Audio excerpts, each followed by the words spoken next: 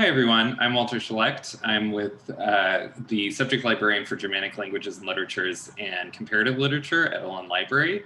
Thank you all for coming. As you trickle in, I just wanted to let you know a few technical things. This is a Zoom webinar. Your mics and cameras are automatically muted and turned off. We are having a reception afterward around 8 o'clock if you'd like to interact with the author and guests. And otherwise, sit tight. Thank you so much for coming. And I present to you Matthias Goeritz, Professor of Practice of Comparative Literature, who will introduce our two guests tonight. Good evening.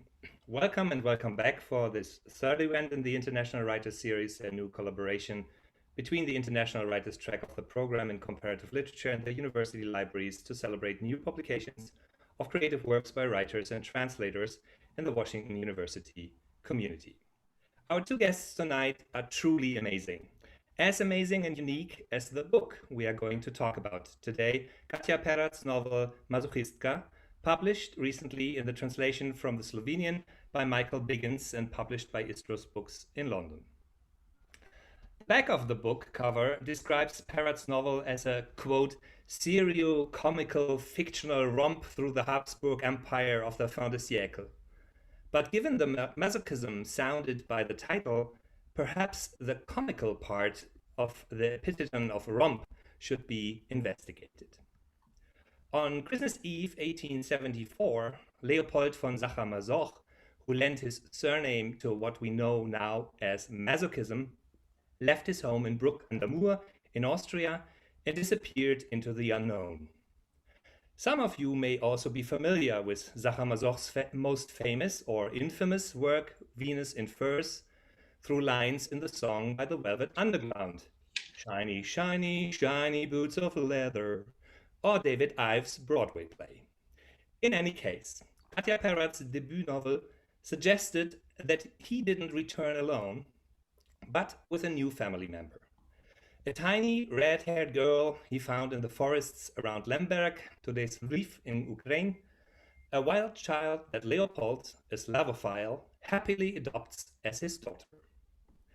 The Masochist is the memoir of Nadezhda Moser, the woman this little girl grew up to be, an invented historical figure who inhabits real historical places and meets real people from the historical period. Along the way, the reader encounters luminaries of the empire's cultural elite, among them Theodor Herzl, Gustav Klimt, and Sigmund Freud, and travels with the protagonist from Lemberg at the periphery to the cultural center, Vienna, and finally to the Adriatic seaport of Trieste in 1912. Reading Katja's novel is truly an adventure. We are transported back to the carefully constructed historical world of the end of the 19th century, a time of political, social, and cultural unrest. Nadezhda, after losing her child, her lover, and what little love she ever felt for her husband, is writing down the story of her life in order to regain some control over it. The text thrives on research and inquisitiveness. The thrill of reading it comes from uncovering the tenacious voice of a woman in a time and place in which it would not have ordinarily been heard. As you will hear in a moment, Katja and her translator are masters of complex sentence structures and poetic paragraph arcs. Nadezhda Moser's voice sounds familiar, almost present, and it comes to life through her sometimes savage, sometimes philosophical reflections.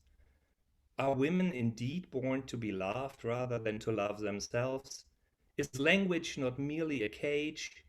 And why go freedom and guilt so often hand in hand? The Masochist explores the limits of female desire and agency as constructed by the tensions of ethnicity, class, and gender in an empire already aware of its decline.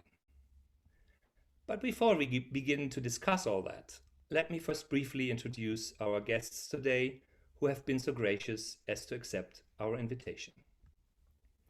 Katja Perat is a Slovenian writer, a journalist, and a PhD candidate in the track in comparative literature for international writers at Washington University in St. Louis. She has published two widely celebrated poetry collections in Slovene, Najboljši so padli, The Best Have Fallen, in 2011 with Beletrina, and Davek na dodano vrednost, Value-Added Texts, in 2014, also in Ljubljana. A collection of essays, Make America Graspable Again, 2019, and the novel Masochist, The Masochist, in 2018. In 2016, she also wrote a libretto for a musical version of 1001 Nights that was performed by the City Theatre, Ljubljana. She's currently writing her dissertation. Katja Perat will be joined by Professor Lynne Tatlock, who just finished a new book manuscript, German Jane Eyre Effects, The Purchase of Romance in a Time of Inequality, 1848 to 1918. Let's not jinx it before publication, but amongst us, congratulations, Lynne. Dr. Tatlock has published widely on German literature and culture from 1650 to the 1990s, with a concentration in the late 17th century and the 19th century.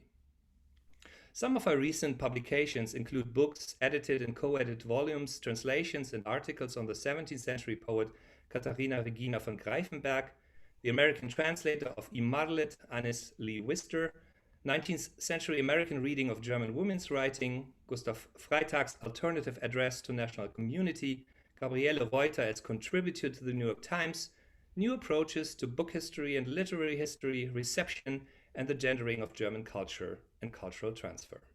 She has also undertaken literary translations of novels and religious writing by German and Austrian women writers. Her activity as literary translator has fueled her scholarly work on cultural mediation, reception, and the international book trade. And Lynne Tatlock might very well be the true reason why we are all here tonight. She is the main creator and force behind the International Writers Track. Thank you so much for doing that, Lynne. Still plentiful are my thanks before we begin.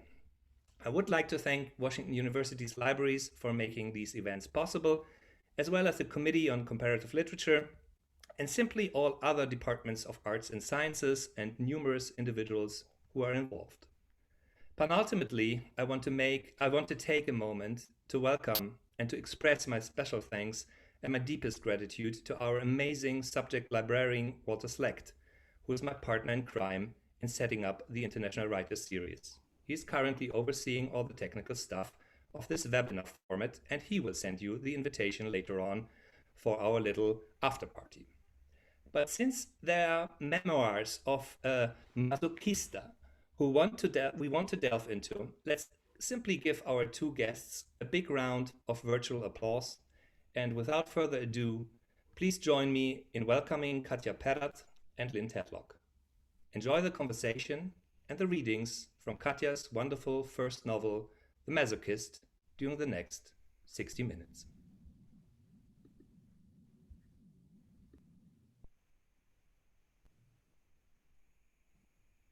Thank you, Matthias. Am I right to start us off with a short reading? Absolutely. Okay.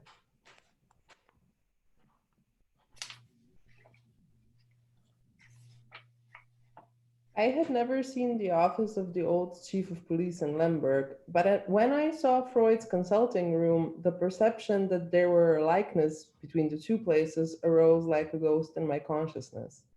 Leopold rarely mentioned his father, and when he did, it was with a sort of forced reverence. Only once when he was ill did he permit himself to slip of the truth. It was when he had pneumonia and I was sitting at his bedside, changing the wet compresses on his forehead. Is it possible, he suddenly said with no warning, that on the day your father died, you were happy, that you were happy because he was dead? He looked at me feverishly, and although it was as if there was a film over his eyes, they singled me out so emphatically that it took a lot of energy from me. His sweaty hand grabbed me by the wrist. Are you also going to be happy when I die? I was 7 years old and didn't understand. Him, his illness, his guilt, his projection. I was frightened. I shook my head too energetically, nearly breaking my neck, but Leopold appeared to be comforted. He closed his eyes and dropped off to sleep.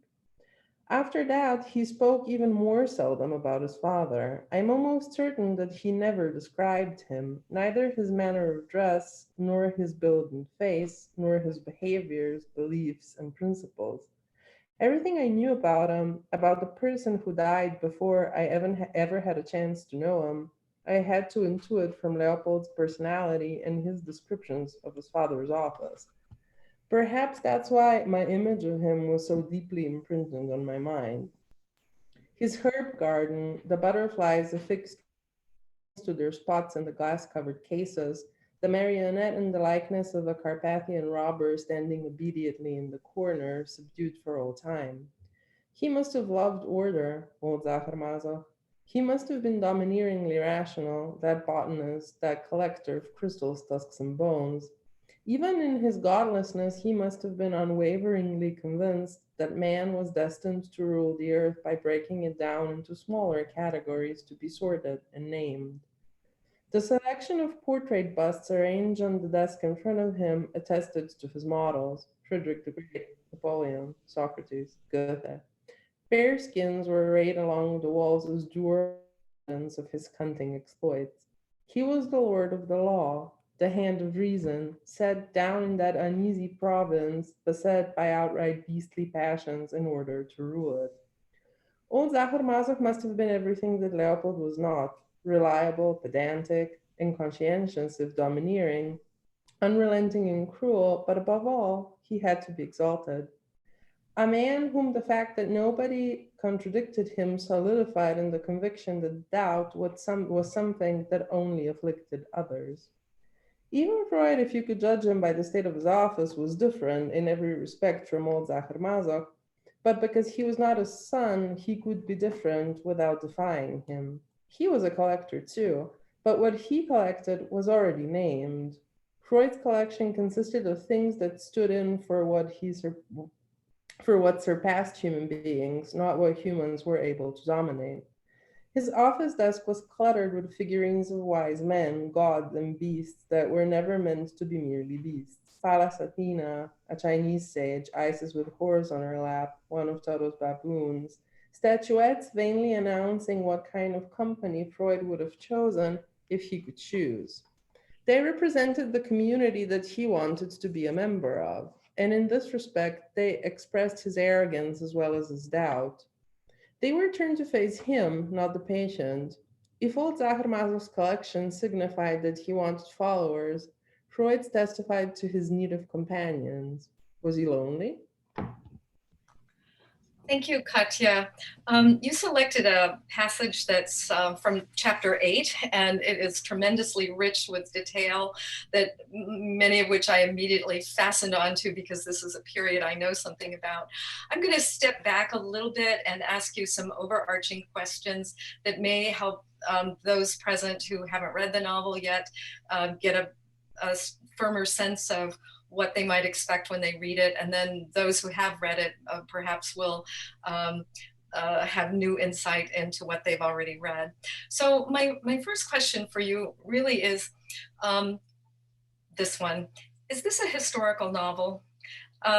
Matthias and I talked about this a little bit before when we were preparing for this, and I won't tell you what our conjectures are. So you tell us, is this a historical novel, and in what respects is it such? And then I just need to read your epigraph from the very first page, because this of course is what makes one begin to wonder. You say, if the facts indicate otherwise, then too bad for the facts. So please tell us. Yeah, I mean, this is an epigraph that I think is one of those like sliding things in the history of things having been said by people that is most often I've seen ascribed to two figures that share something and not share many other things, the first being Hegel and the other one being Joseph Stalin. But I guess, yeah, it is there on purpose, and it has something to say to the fact whether this is or is not a historical novel. I guess the most straightforward, as if it's really not straightforward, way to answer this question is to say that this is not a historical novel. So what it does share with a classical historical novel is that a lot of historical research has gone into it, and that it is interested in facts in one particular way or another, or that different historical facts propel its narrative, largely because I consider myself a writer with no imagination, who could only ever write about things that in some way or another have really happened, if only discursively. But I think in a lot of other ways, it's definitely not a novel that would have for its main ambition to try to function as historiography narrated, in a lighter or more accessible way. It's, I guess, historical more in a more basic Hegelian sense, in which it is trying to be in a conversation with history as it consists, not as much as like events or people, but as concepts that are developing, in the history of the development of the human spirit through time. So it's turning back to a certain time that I'm in many ways fascinated with, that I think has a lot to say to the current historical moment as well. But what I didn't want is to let myself as an author to be limited with any sort of crude historiographic conventions, which is to say that a lot of research went into this novel, but because this is a novel and I wanted to have like the liberty that a novel can have, I, in many ways, just let it to sediment in me and to try to think them through on my own, like in the realm that is in many ways purely fictional.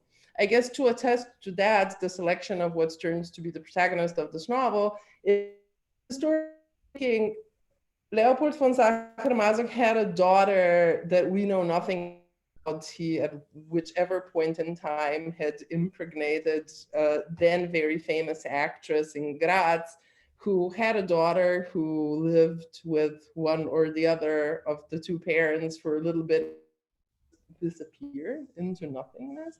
So I did in many ways wanted to work with the question of this child that is placed between parents that in one way or another are famous, but not necessarily very good at being parents, and that let that idea run its course, like through things I had to say that were not strictly bound to any particular historiography.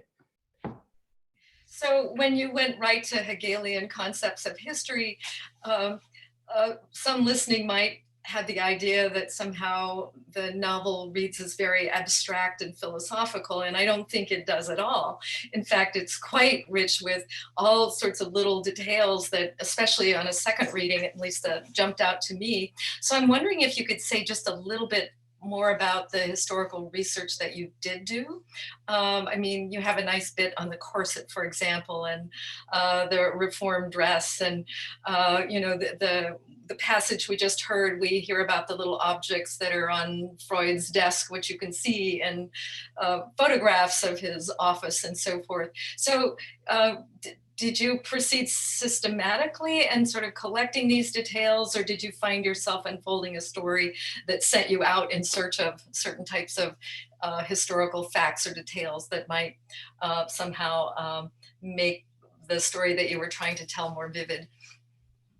I guess the history of like late 19th century, early 20th century is very like a specific place to look at, like from the standpoint that a researcher is right now, because in many ways it's distant enough to feel like history, but it's also very accessible, which is to say that a lot of objects that people inhabiting that period have been very well preserved. And, there's, I mean, there's like two museums of Freud's room, one in Vienna and one in London, that to a certain extent get to cover the entirety of the objects that Freud was surrounded by at one point or the other. And I think that this is definitely isn't something that I went into, that this was a pre-existing desire that I entered writing this novel, because I was first and foremost interested in how history is experienced personally on an emotional level. But once I realized that there's like so much material artifact that I can work with, it came out to be a really useful prop, because I found myself that if you are able to access like the entirety of like very personal aesthetic choices that people take when they try to organize like a part of their life that is visible to others, like fashion or interior design, there's just so many things that you can derive from trying to speculate why this specific object, why this specific dresses. And I think once I like realized that this is something I have access to, I just had a lot of fun playing around with that, which I think made a lot of things really easier for me as an author, because there were so many things that I didn't have to guess. I just kind of took what was in front of me, like in the museums that were available to me, and in so many books that are, you know, forming one or another history of objects that are already, you know, allowing for interpretation of that. So that was something that got me really excited as I was going. I can see how that would be. Did you actually visit the museums, or was this a virtual visit?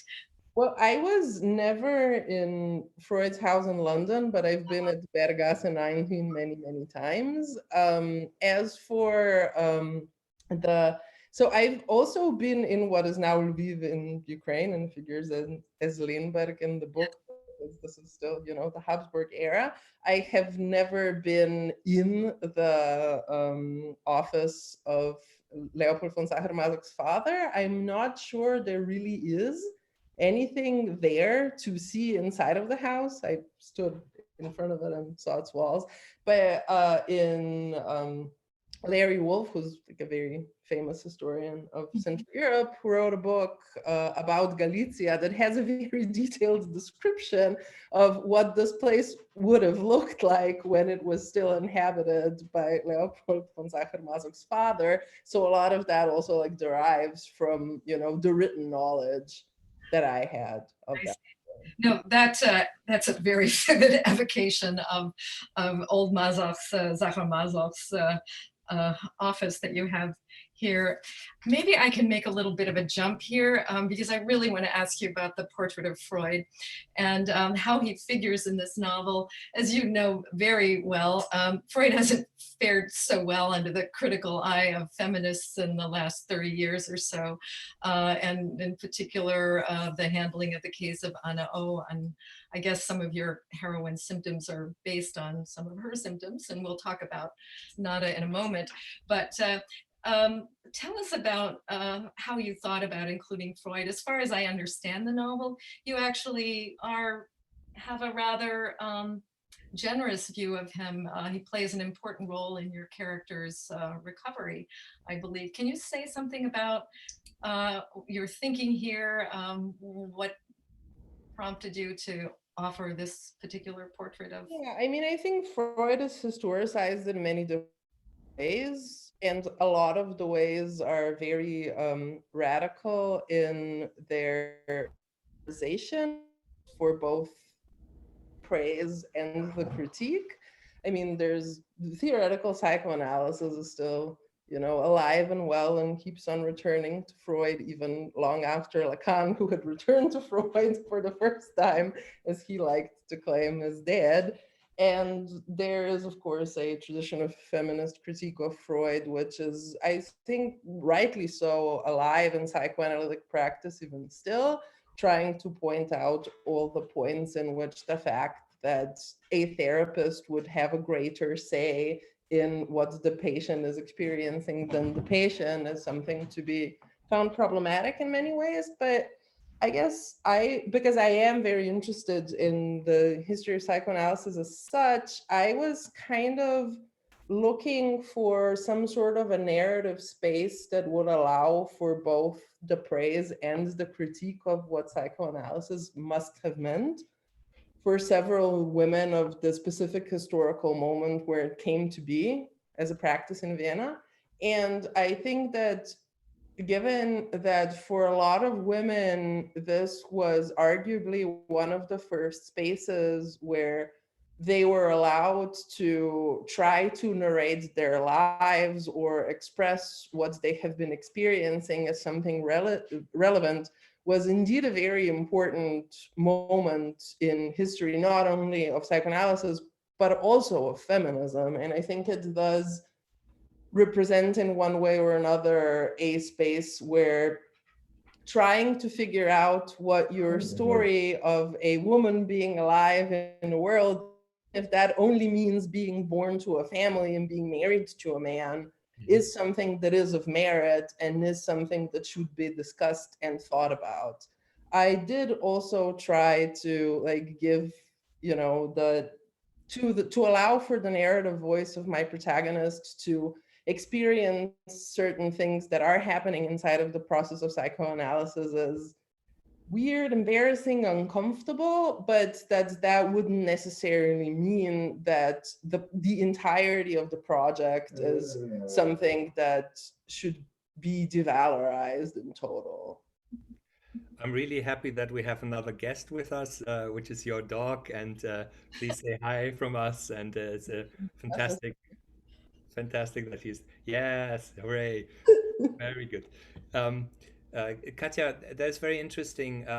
What's really interesting is also how Nadezhda, who's telling us her story through this memoir, is kind of like describing man in that society, which is hindering her own desire, her own agency, her own way into life. And most of the men are kind of very ridiculous figures in her perspective.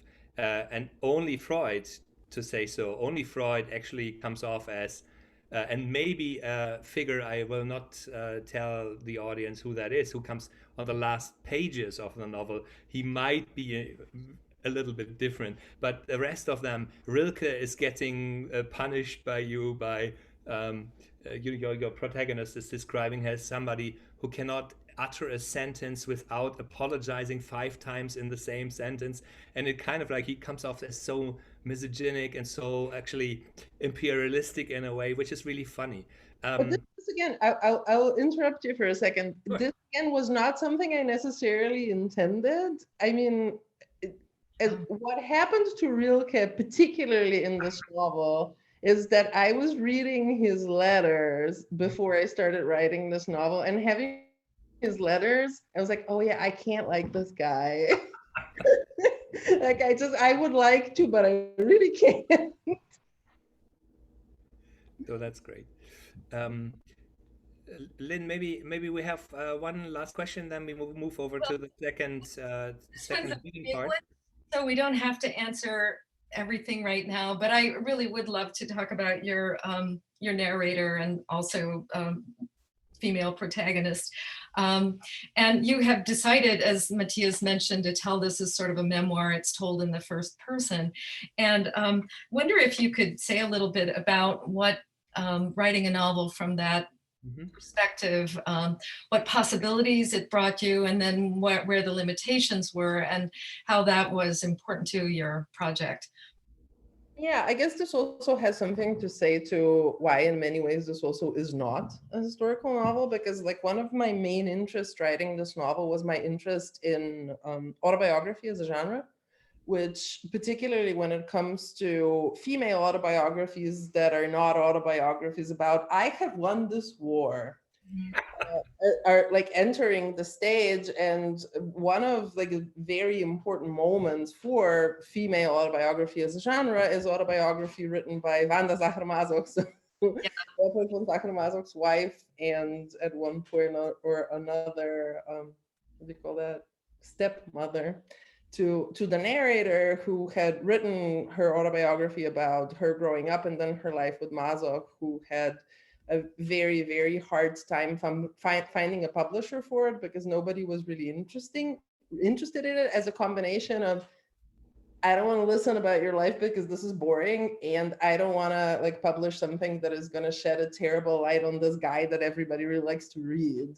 And I was really curious to see, or to try to experiment in what's it like to try to narrate your life when you found yourself in this particular position, which is, like, from a point of view of feminism, a very particular position where one generation before you were the women that were on a vanguard of trying to establish some sort of discursive place for women. So you feel that there already is a room for you to be, listened to as a subject, but it still feels that all the things that you have to say in the light of history and the light of great stories of great men is relatively unimportant.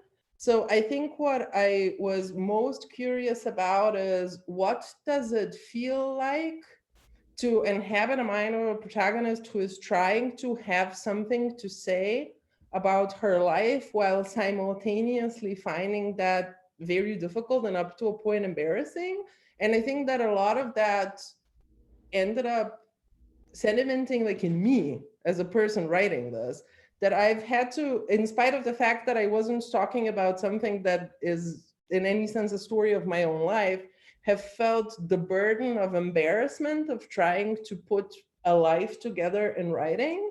And that I have noticed that there was a lot of conflicting emotions that I was feeling in how I was describing things, which I think was both a gift and a burden of trying to write a pseudo autobiography of not myself.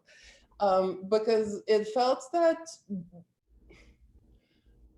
this ended, this landed in a very strange attempt of finding balance between elegiac and humorous. And if I try to pay attention of how difficult things really feel like, and after writing a passage of this had to be a really difficult experience, I found myself, this was a lot to share, even though I wasn't sharing anything personal. But if I would have been sharing something that's really personal to me, I know that this would have been a moment inside of which I would want to retract and tell a joke to, have the audience something else to do and not to think about, oh, my life is so tragic right now. So I don't know. It feels that it was very pleasant for me, in spite of the fact that I wasn't telling a story of my life, to write in first person, because it always feels that this is a grasp that any narrative voice can like really have, that you're not trying to make statements for too many people simultaneously. I have real narrative problems with omission. Like I can never really trust it, even in the hands of other people. But it felt to me that if I'm trying to express how somebody's feeling and how they are trying to understand other people's behavior from their own point of view, I can be more loyal to that or to the truth of that voice. So I guess it was a useful authorial limitation that I could see myself handling. One of the most intimate points to share in a life story is, of course, love or the impossibility of love. And Nadezhda is engaged, is married to a man, Maximilian, and I think he's important in the next scene you're reading now for us. Anything else we should know and we should talk about before you read that next passage? Well, Nadezhda's married, but she's also in love. And that's a good part. The person she's in love with is of greater importance than the person that she's married to. True. And maybe say their names so they know which is which. So okay. Maximilian, and she's in love with Jakob. Yeah. Okay, I'll go for it.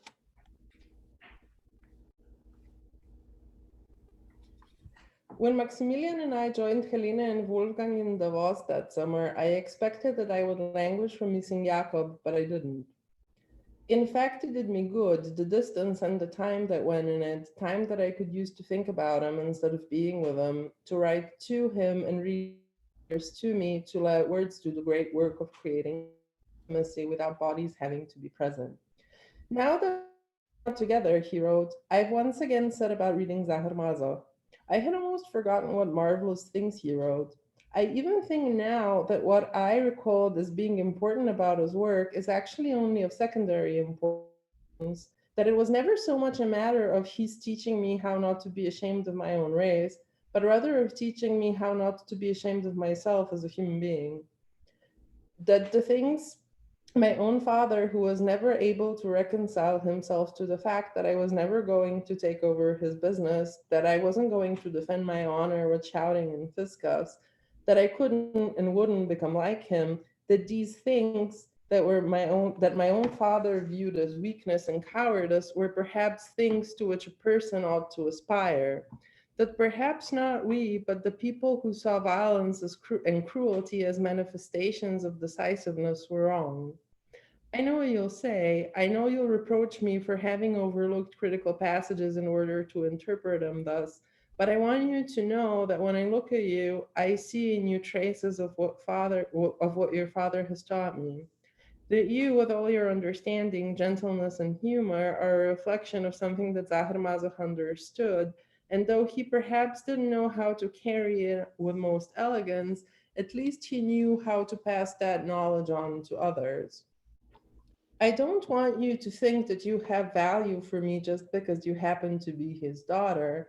It's just gratifying for me to see how certain threads that I didn't even realize passed through me come together in you. I hope, though I know there's not much to hope for, that Switzerland is not too boring for you. What sincere language this is, I thought, almost more than the people who use it. How much truth there was in phrase like having value for someone or meaning something to someone. How clearly the phrasing signaled that there was nothing essential about love, that everything was relational. I didn't believe him when he wrote that I didn't have value for him just because I happened to be Leopold's daughter, but it didn't bother me, even if perhaps it should have. It was also endearing for me that this person, this almost complete stranger, should admire Leopold for all the same attributes that I did. Wouldn't wouldn't Leopold have been fond of him, I thought, if he'd been able to know him? I think of all they would have talked about. Would Jacob have got him to talk about his father, to express his fear and insecurity, to break free of the tyrants against whom even death had been powerless? Jacob didn't know about his things, and as though I wanted to protect the image he had of Leopold, I never told him. Leopold knew how to be brave only when he was writing. Judging from the way he behaved around angry, power-obsessed people who carried some weight in the world, I seriously doubt that he ever met his father.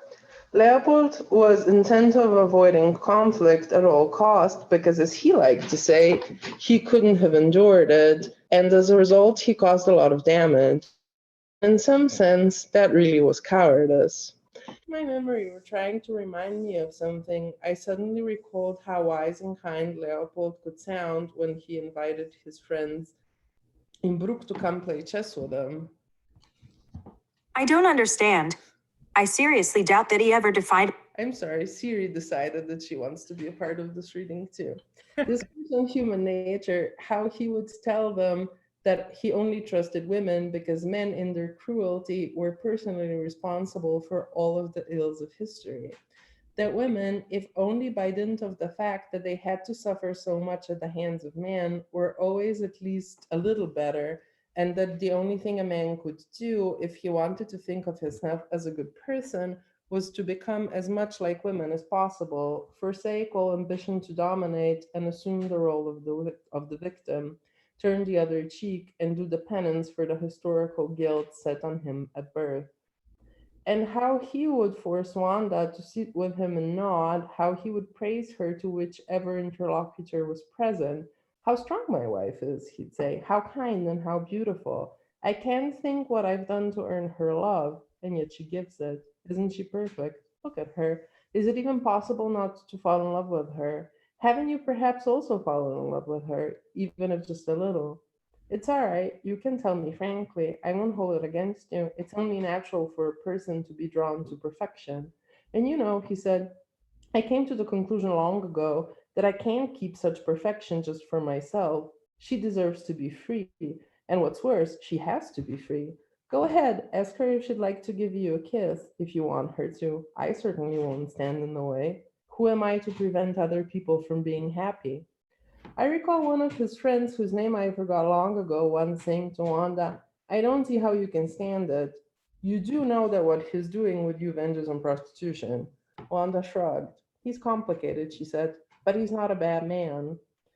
How can you say he isn't bad when he literally offers you to other men? He asked. He's insecure, she said. He worries that I might leave him, so he'd rather have some active role in it all than be powerless in the face of it. Even if that were true, the friend said, it doesn't justify anything. Don't worry about me, she said. It's not that important. After that, he stopped coming to visit, that particular friend. I also remember how once, for my presumptive birthday, she showed me a letter he had written to her when he disappeared to Lemberg the year he heard me. Because it has recently become clear that your love for me has reached a point where you prefer to see me hanging from the gallows, my determination that it is no longer possible for us to live together on the terms that you set yourself will probably come as a relief to you. I leave it to you to decide whether you would prefer to remain in Brook or move elsewhere. If you choose the latter, I will of course remain here. If you prefer the former, I will move away. Do you know why I left? She asked me. I shook my head. I was 7. I knew nothing. Because a week after giving birth to Mitya, I refused to sleep with some fellow he found for me through a want he'd placed from a want ad he'd placed in Wiener Tagblatt. Leopold knew what it meant to be a good person, but through his weakness, he probably caused more damage than a person who openly declares himself an advocate of evil would. Okay, so, Katja, while you were reading, I was coming off what you had said previously about what you could do with the first person narrator. So I was listening to your pronouns.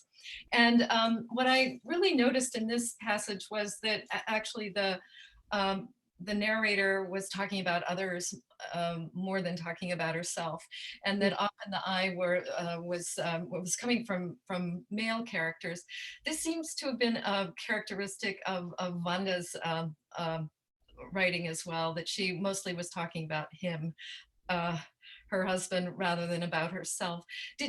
Were you kind of aware of the play of pronouns, first person to third person? Even what you said about talking about yourself and then suddenly telling a joke. A joke might be told in the third person. So for me, there was a lot of play between the narrator as sort of introspective, thinking about herself, and the reproducing various scenes between people, functioning as an observer of her society, her family, and her father, or her surrogate father, which we need to get to. But maybe you could first, I don't know whether this is something you can speak to, but it did strike me while you were reading.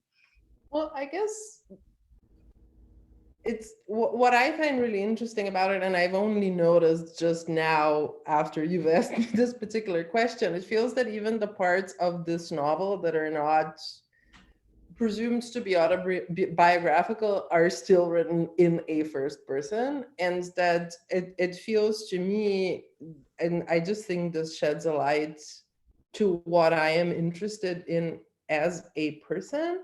And even if I'm trying to envision myself being a different person surrounded by different people that I actually am, is to try to make sense of what people have to say for themselves, whether in conversation or in writing, because the epistolary form often finds itself in this novel as well, because there's no text messaging yet, so people are bound to write a lot of letters.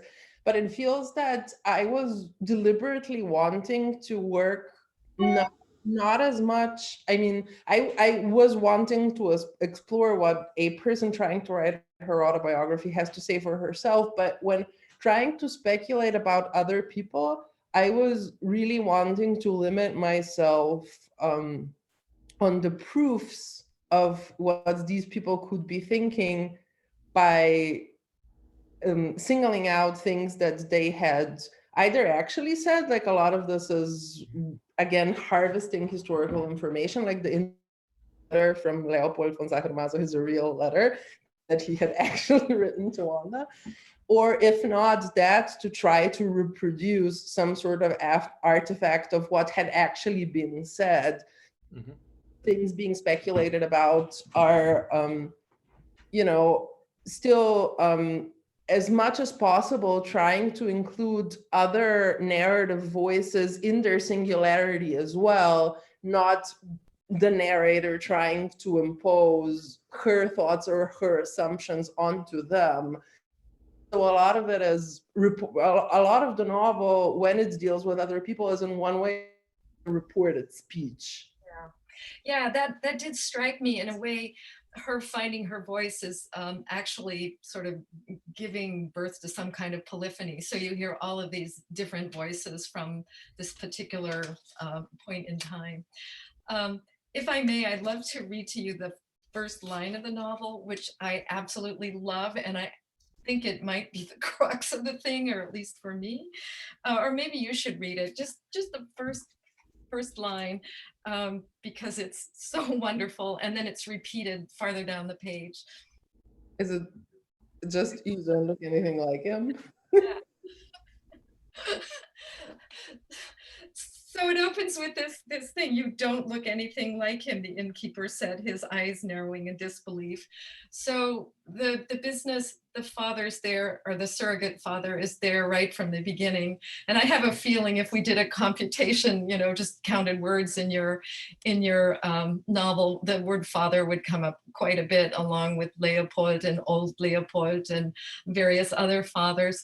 Can you talk about this kind of engagement with the father figure as it shapes your novel? Well, I guess as much as this is also trying to be an inquiry of the history of psychoanalysis as experienced on subjects involved in the processes of psychoanalysis, it's very heavily invested in the questions that have to do with inheritance, particularly inheritance in connection to subject building, subjectivity, trying to be a person. How much of what we are and why we are as we are has to do with the people that taught us how to be.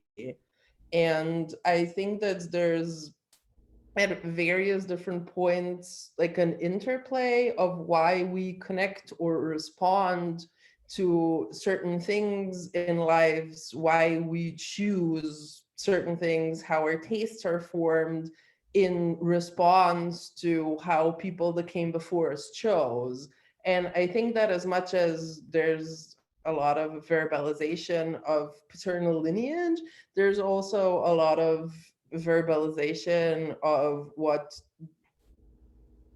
because the narrator is a subject that's interpolated by a father and two mothers, none of which are really her, but are all people that are in some way or another invested on teaching her how to live so that her life will be better than theirs was. And in turn, her life is just as crappy because everybody has to reproduce the very same mistakes all over and over again.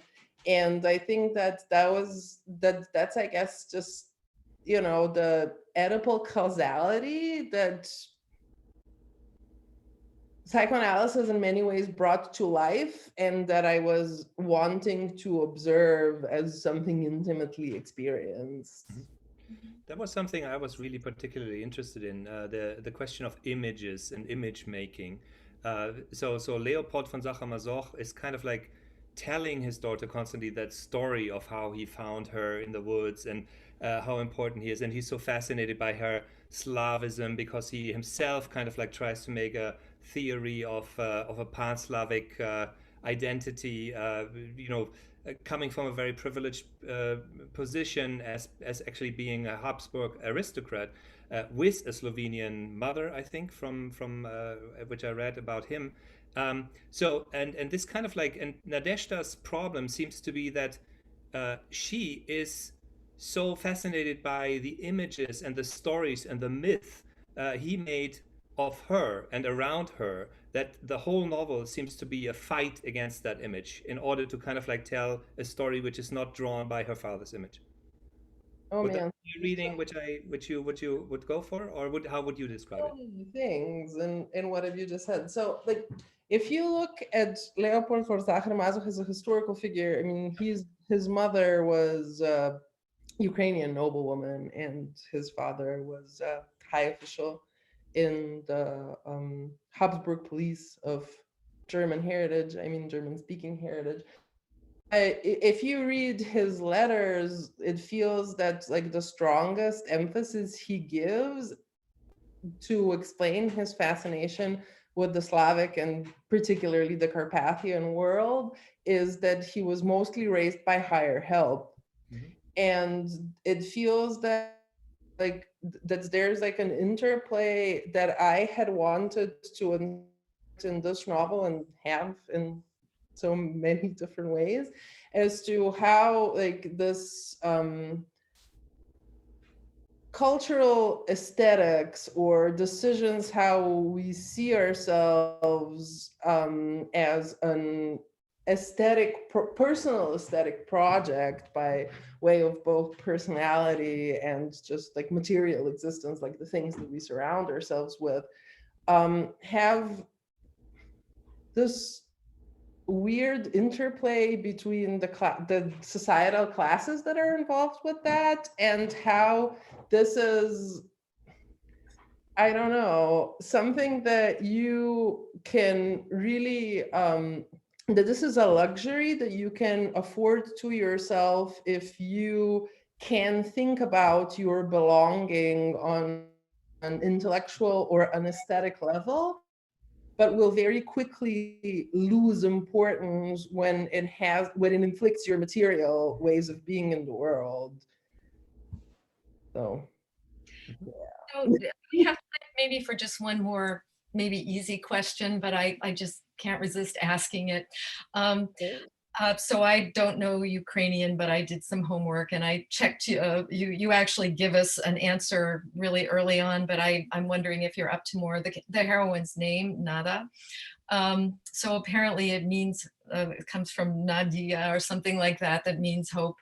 But, you know, it also has other echoes for me. There's an André Breton novel that's called Nadia.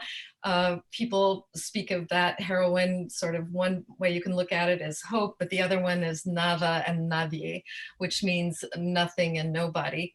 And all of those various possible meanings of this four-letter word sort of haunt me when I read it. And maybe you don't want to weigh in on that, but if you would, I would be quite curious to know what you were up to with the name.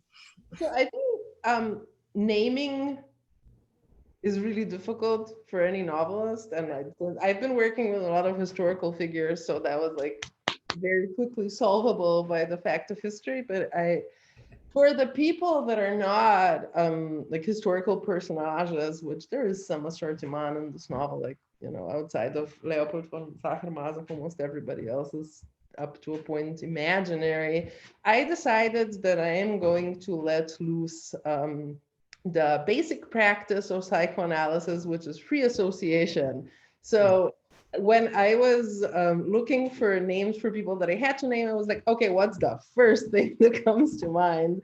And I mean, I think that Nadezhda and Nadia being the first thing that came to my naming, the first association definitely sprang from hope, because it was like very close to the assigned role that Leopold von Sacher-Masoch had, like for this mysterious child. He wanted to be the feminist and the perfect salvator of, you know, the Slavic soul under the change of the Habsburg Empire. But another one was that Nadezhda is Lenin's wife. So it feels that there's, I don't know, that I'm, of course, because I'm a very non-narcissistic author and think that any knowledge or any resonances that readers can bring to the novel are very valuable.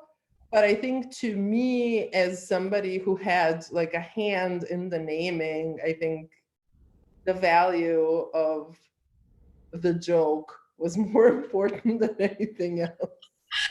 So as you can see, I didn't get the joke, but I guess that's okay. I went right off in another direction. Good. Is it maybe?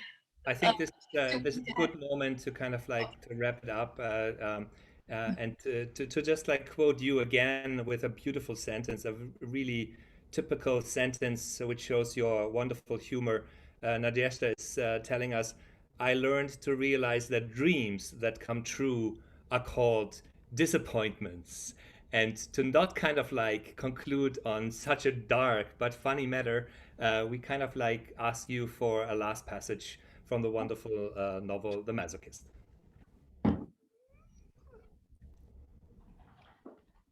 Nearly a month had passed when I was informed that Maximilian would like to speak with me. Just the thought of having to talk to him was agonizing, but I also realized that the situation as it was unsustainable. Were we going to live out the rest of our lives in the same house, avoiding each other? Instinctively, I expected that the only discussion we could have would be about how to separate with the least possible damage. But I was wrong. We were sitting across from each other as if composed in an official artificial tableau designed to mimic a courtroom, when Maximilian calmly said that he had made some inquiries and find out that Steinhoff had discrete separate pavilions away from the main part of the hospital that could be rented and where I could go to recover. So you wanted to commit me to an insane asylum, I said coldly.